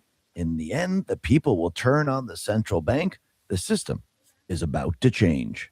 Hey, listen, if you're over 40 and planning to retire someday, the window to protect what you've built may be smaller than you realize. Here's a question most people never ask. Is your portfolio built for what's coming next? Many investors in their 40s and 50s discover they have little to no exposure to precious metals. That means their savings are largely tied to markets, policies, and paper assets, with very little protection if conditions change. As retirement moves from someday to on the horizon, protecting what you have already built becomes just as important as growing it. That's where Noble Gold Investments come in, helping investors reduce risk by adding physical gold to their portfolios. Right now may be a smart time to talk with Noble Gold Investments. No pressure, no sales gimmick, just clear answers and strategy built around our goals. Visit x22gold.com and build your portfolio for the long term. That's x22gold.com, or just click the link in the description. And remember, past performance may not be indicative of future results. Investing in precious metals involves risk. Consult your financial advisor before making investment decisions. Let's get right into the economic collapse financial news. Now, the deep state, the corrupt politicians, the private West Central Bank, the World Economic Forum. You can see now with all the fraud that is coming out, people are starting to wake up and people are starting to realize, why are we paying these taxes?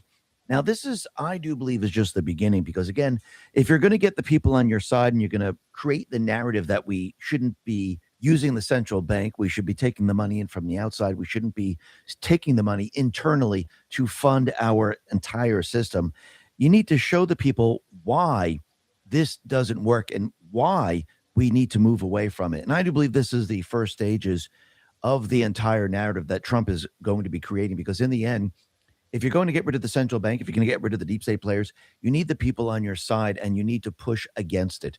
Because once again, if you owned a corporation, I've used this example before, do you take the income internally from your employees to fund the company, or do you take income in from external sources?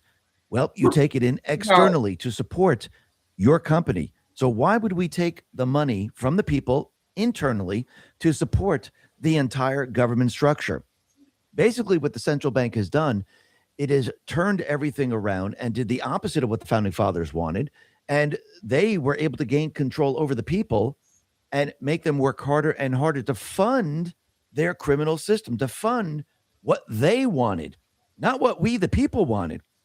And I think people now are starting to wake up and they're starting to really see this. Just like they saw how the Green New scam didn't produce cheap, affordable, incredible energy to support the manufacturing of this country. Oh, wait, that's right. They moved a lot of the manufacturing out of this country. So, of course, it wasn't going to support the manufacturing that Trump is bringing back. But I think people now are starting to realize, you see, this is what has happened. The entire system is one gigantic illusion that the central bank has created. And now the people are starting to learn the truth. The people are starting to see that this is not the way to go. And if you notice, you see no environmentalists out there talking about the windmills and how many birds they are killing, especially the bald eagles. Trump, he put this out on Truth. He said, green energy company in the hot seat after bald eagles knocked out of the skies. And once again, you can see you should have protests all over the place. But again, they aren't doing this because those groups are in line with the deep state players, with the central bankers. And this is the direction that they want to head in. So those groups are not told to go out and protest against this. So I think you could see that very, very clearly. But what you do see now in the economy is starting to get better and better and better. And I do believe as we go throughout the year of 2026, you're going to see everything start to really, really improve, especially after people start to get their tax refunds. And I do believe people are going to do this pretty darn early. And people are going to have a lot more money in their pocket. And as the year goes along, we're going to see cheaper and cheaper fuel prices. And I do believe we're going to see Bitcoin, gold, silver. They're all going to start to move up quite quickly. And like we said, going back in time, as Trump brings in the investment, as he brings in the manufacturers, what has to happen? You're going to see construction start to accelerate. You're going to see that people need new homes because, once again, now they're making a nice wage, or we have to build the manufacturing plants. So you're going to see construction start to move. And I do believe as time goes on and Trump lowers the interest rate, And actually, if we get the 50-year mortgages, that is going to assist people into getting their homes. Now, I know a lot of people saying, well, if you do that, it's going to be so much money at the end of the year. But you have to remember, a lot of the individuals, they actually don't keep their homes for 50 years. Plus, what I think is going to happen as Trump returns the buying power to the people, all of a sudden, their 50, 60, 70, $100,000, $200,000 that they're making is going to be worth a lot more. And if you go back to the very beginning of the central bank system, when we came off the gold standard, what happened? Everything inflated. And if you had a static mortgage, well, your income inflated, which means you made a lot more money during the central bank system in the very, very beginning, but your mortgage payment stayed static. Well, think about it. If you purchase your home today, and let's say your mortgage, I'm just going to throw out a number there, $1,000, and you're making, $70,000, $80,000 a year, and all of a sudden you get your buying power back. And let's just use the simple example of just getting your tax money back. And now instead of paying, $20,000 or whatever, now all of a sudden you got that back. Now think about it. Once we start to pay back the central bank system, the buying power then returns to yourself. And what we're going to see is that 70, 80,000 that you're making, all of a sudden that buying power is going to come back, and that mortgage is going to look smaller and smaller and smaller. And people are going to be very, very happy. But what we see happening right now is we see the U.S. housing market activity. It is now surging.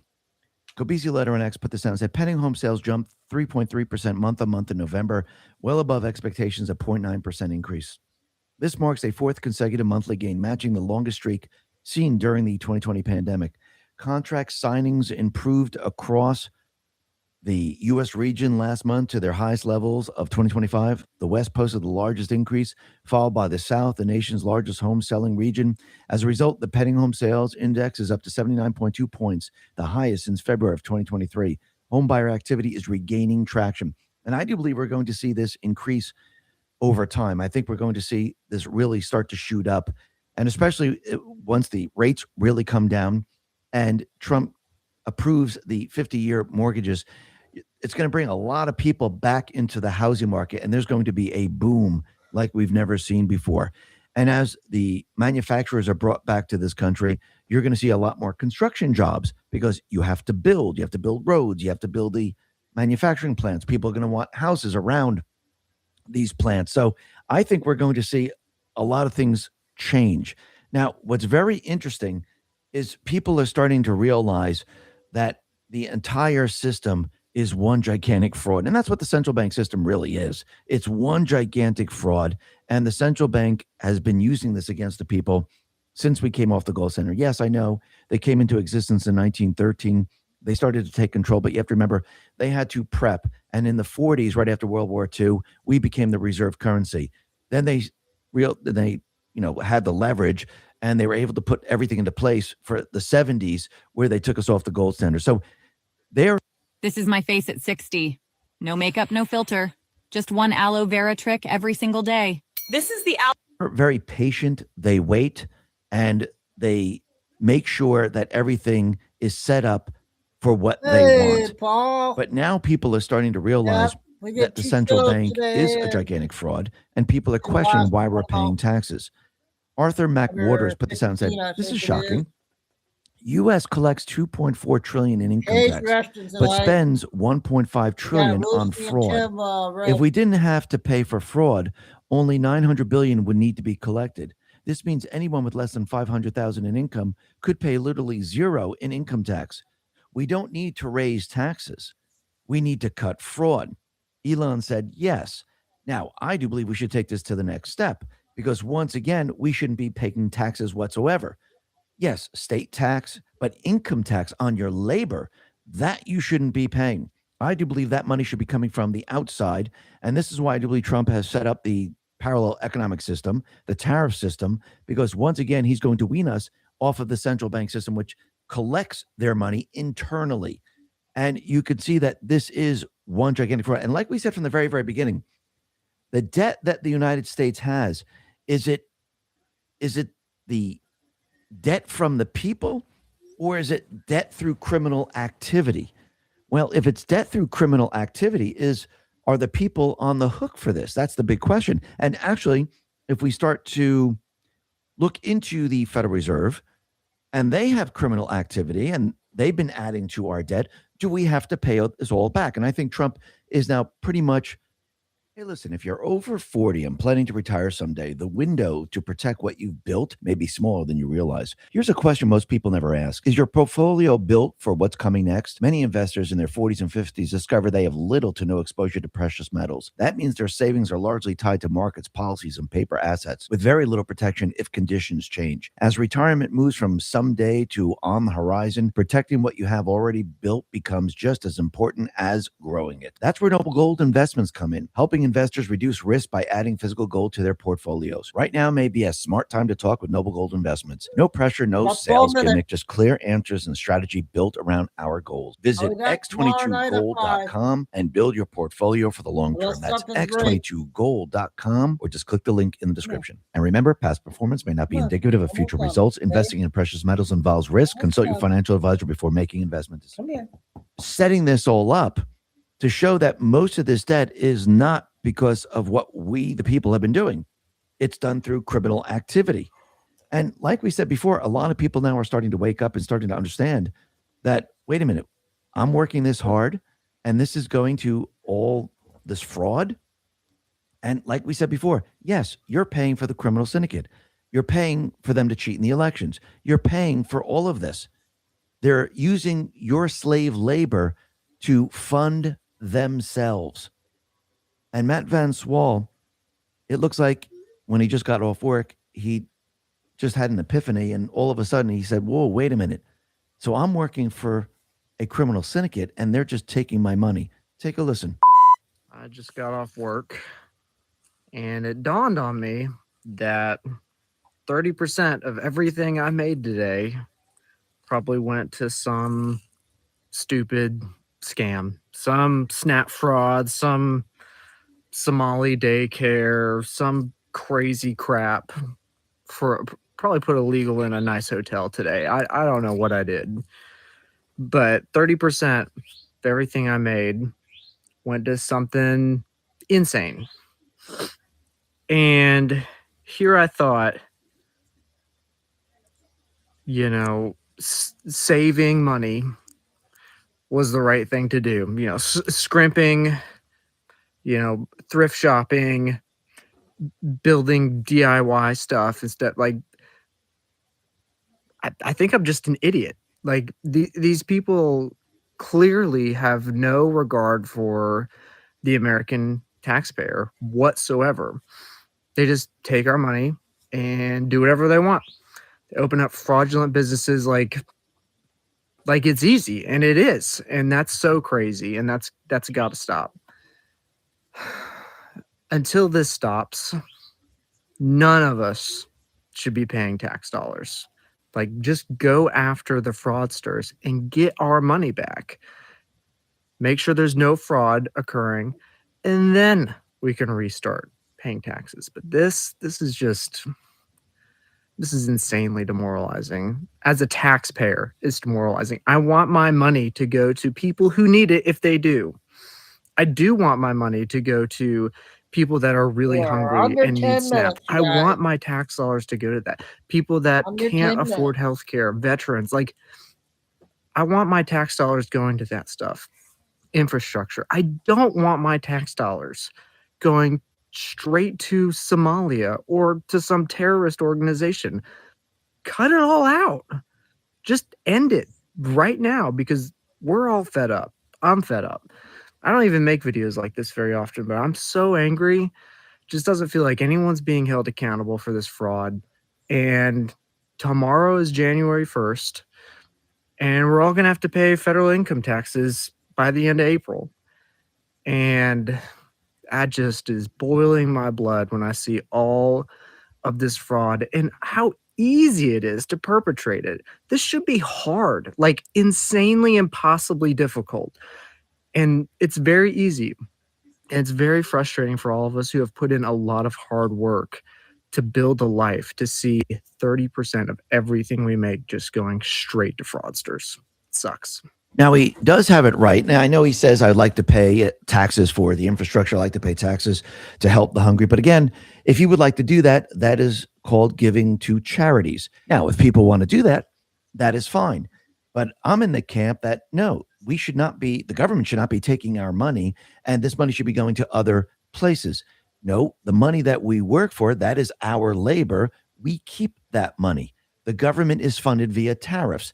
So we could use external money, if there's any left over, to pay for other things around the world. Otherwise, we need to pay for things here. And I think this is just the beginning of people waking up. And yes, people are going to get angry. People are going to get pissed off. And yes, this could go in many different ways. And I do believe this is why Trump most likely is going to be controlling the narrative to make sure it doesn't go into a place where people, there's anarchy and people try to take down the government because people are pissed off and angry. But yes, this is something the deep state and the central bankers would like. But I think Trump is going to control this. And this is why he created the parallel economic system, because without the tariff system, there would be nothing where he would be able to say, okay, let's stop, the central bank. Let's stop the internal robbery of the people. So this way he can say, listen, I understand your concerns, but what we can do here is we can use the tariff system to replace the internal revenue that the government has been taking. Cynical Pavlia says, I'm not sure anyone in the federal government really understands just what a momentous event the Somali daycare scam is for America. The people who pay taxes are noticing bigly. This will end in one of two ways. Radical change across all strata of government that greatly eliminates fraud, waste, and abuse, or middle-class taxpayers decide enough is enough, and they too stop following the rules. And the other one is anarchy.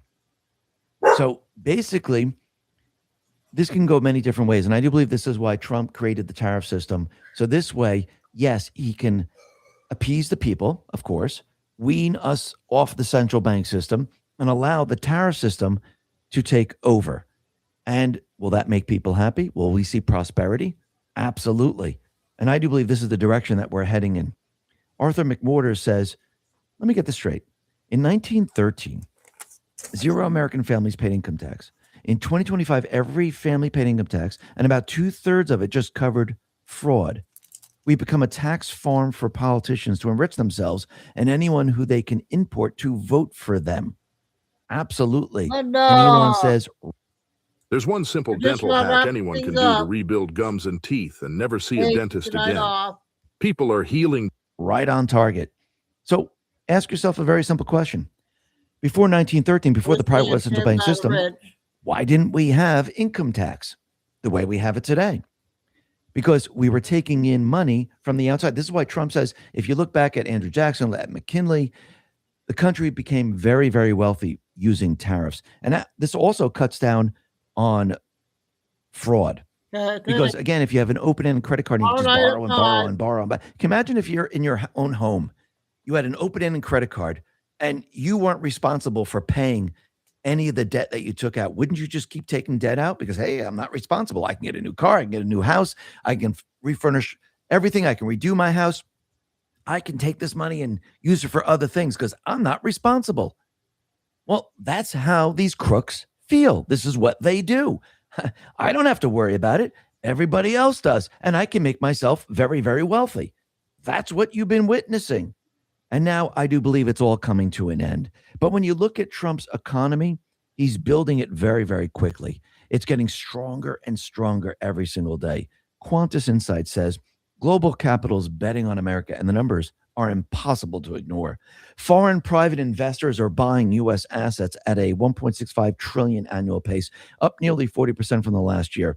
Equity inflows are surging. Treasuries are in demand, and corporate bonds are seeing strong overseas buying. This is strong, confidence-driven allocation by sophisticated investors looking at 12 to 24 months ahead. When stocks, treasuries, and corporate bonds all see heavy inflows together, the data quietly signals U.S. growth looks resilient. No recession on the horizon. American institutions remain solid. Global alternatives don't measure up, a rare combination that points to a strong setup for the U.S. economy. And that's absolutely true. And even Howard Lutnick, he's letting everyone know, yes, we're going to see a manufacturing boom in this country. He says in 2026, the United States of America will be ascendant. We will see the launch of the greatest manufacturing boom in history, creating hundreds of thousands of new jobs across our nation. This massive growth begins with construction jobs, which roll into high-tech manufacturing positions across industries and our nation. This new growth will employ millions of workers in great, high-paying jobs. The era of non-productive jobs fueled by DEI bureaucracy and corporate performative politics is over. Those who want to work and build America will be rewarded.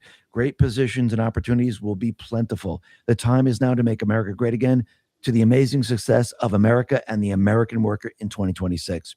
And that's absolutely true. That is exactly what we're going to see. And if you look at this, Trump has timed this perfectly. He set the stage, built the foundation in 2025.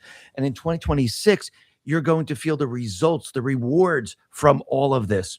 And this is going to be very, very difficult for the deep state players to basically counter as we approach the midterms. This was done on purpose because when people are happy, when people feel good, when people are making a good living, when people say, wow, my payments have gone way, way down, my income has gone way, way up, I love the direction that we're heading in.